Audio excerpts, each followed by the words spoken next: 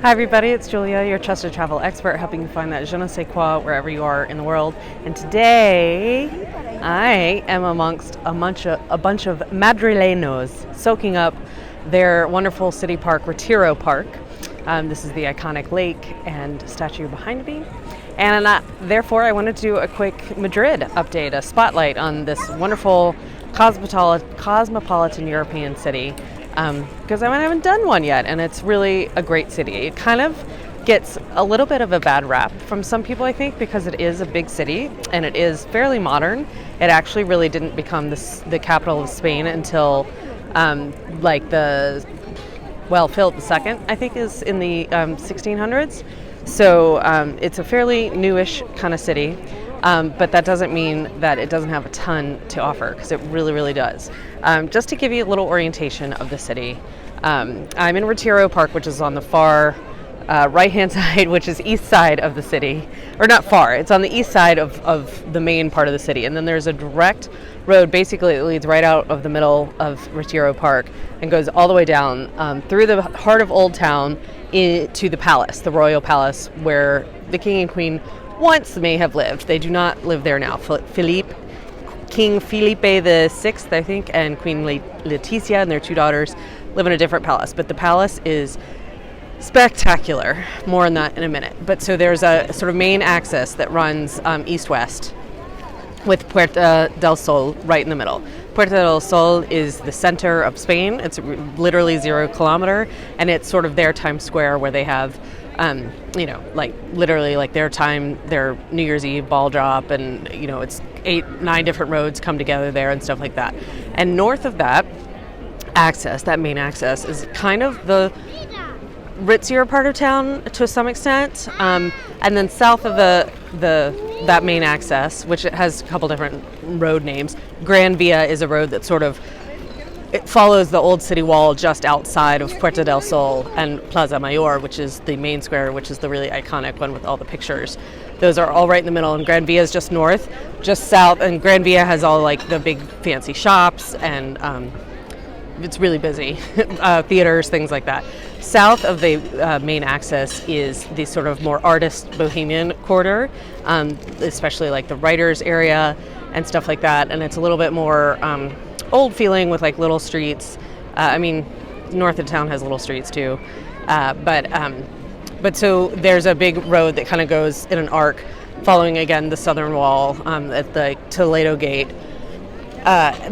So there's sort of a loop that you want to stay within between Retiro Park and the Palace and the Toledo Gate and sort of Gran Via in the north. You could go a bit further north, actually. It's really nice. There are a ton of new hotels. The hotel scene in Madrid is exploding. I just walked by the Ritz Mandarin Oriental that looked beautiful. The Four Seasons I walked by earlier today. It looked spectacular. Their roof bar is supposed to be second to none. Roof bars are a really big thing here in Madrid. What else? But there are other little boutique hotels, not just big brand new hotels. Right in the center of town. Actually, I stayed at a chain hotel one time in that sort of southern artist quarter called Mi by Melia. Melia is a Spanish chain, and the Mi Hotel is right there on the plaza. It's really cute. It's got a good rooftop bar, and it's not super expensive. On the other hand, there are beautiful boutique hotels that are on the higher end, like Gran Inglés, and that's right also downtown. So tons of really great hotel options. Now, for things to do in Madrid, there are a ton. First of all, there's Retiro Park, where I am. And Retiro Park is actually sort of right next to a bunch of different museums, all their amazing museums. And Madrid really has spectacular museums. We have the Prado, which is the Big Daddy, and that's all of the main amazing masterpieces from artists before 1900, and those are actually, it was pointed out to us in our tour yesterday, that those are actually all owned or were legally purchased by Spain over the centuries, and so it's kind of special. and the kings, I guess, donated them to the museum. Across the street, kind of, and a little bit further south from the Prado, which is older art, and it is spectacular. It is really the Louvre, must see. Across from that, if you're more into modern art, there is the Reina Sofia Museum, and that's where you can see Picasso's Guernica, which is his masterwork about the Revolution, and it has all of the great masterpieces from artists since 1900. So it's more modern art. So if you want to see Miro or things like that, that's where you go to Reina Sofia. Just north of Prado and right by the Retiro actually is a really cute little museum that is it's called the Thyssen-Bornemisza. And I really liked it because I felt like it was had a good example all the way through art history. It's one Barron's collection, but the tour guide that took us through the Prado yesterday is clearly a bit of an art snob, and she was like, nah, I mean, it has nice things from everywhere, but if you want to see the best, you come to Prado or Reina Sofia. So if you want to see the second best, then you go to the Thyssen-Bornemisza. If you're not a museum fan, that's okay. There's lots to do. There's nightlife. Flamenco is very big here in Madrid, and I know I'm going to flamenco show tonight, trying out a different spot. Tapas, obviously you can do tapas tours. The market of San Miguel is right outside of Plaza Mayor, and it is this beautiful restored old market with amazing gourmet food. Getting dive bombed by pigeons. Amazing gourmet food, and a lot of tapas tours can start off there and then go down the street behind it is a bunch of little tapas bars, or really there are tapas bars all over. I mean, in the Santa Ana area where I'm staying, there were tons of tapas bars, and doing tapas is really how they kind of eat dinner. Spaniards eat very late, as you may have heard, and so from like 7 till 10, they just sort of like pop around and have a little snack. That's tapas, and each tapas bar has a different speciality, so that's why it's really good to take a tapas tour unless you speak really good Spanish and know the Spanish food.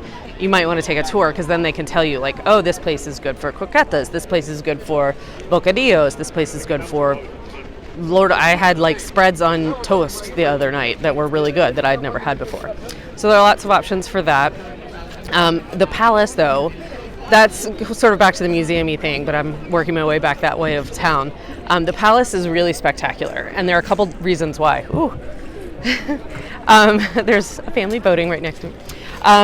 The Palace was never sacked. They of course have had revolutions. They had a dictatorship, for a long time, and so for the sort of 50s, 60s, Madrid was not a nice place. But Franco, the dictator, actually lived in the palace, and during the Civil War, they agreed, we will not bomb the palace because it is such a treasure.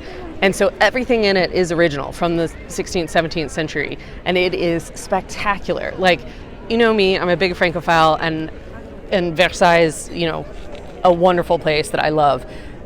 The Royal Palace of Madrid is more exciting, more authentic, and more, it's spectacular than Versailles. It is a little bit bigger than Versailles because the guy that built it was actually a Bourbon, so his grandfather was Louis XIV, the king that built it. So he wanted it bigger. So it doesn't seem bigger because it's right in town. It doesn't have the huge, expansive gardens like Versailles does, but it is insane. The like embroidered silk and just everything is spectacular and really beautiful. So touring the palace is very, very, very worthwhile. And then there are all kinds of day trips you can do outside of Madrid. If what I just said wasn't enough, you could go down south to Toledo. You can go out to Segovia. We went all the way out to Salamanca. We were on our way back from Portugal, but Salamanca is only about a 2-hour drive, so you could theoretically do that in a day trip too. But Segovia has an amazing history, amazing Roman arch. Toledo obviously is the city of the three cultures, where it was the capital before Madrid was, and it has amazing Jewish relics, a few Muslim relics from the Moorish time, and old Christianity and amazing stuff. And that's where Goya painted. So one of his masterworks is there. So that's sort of a little quick overview of Madrid.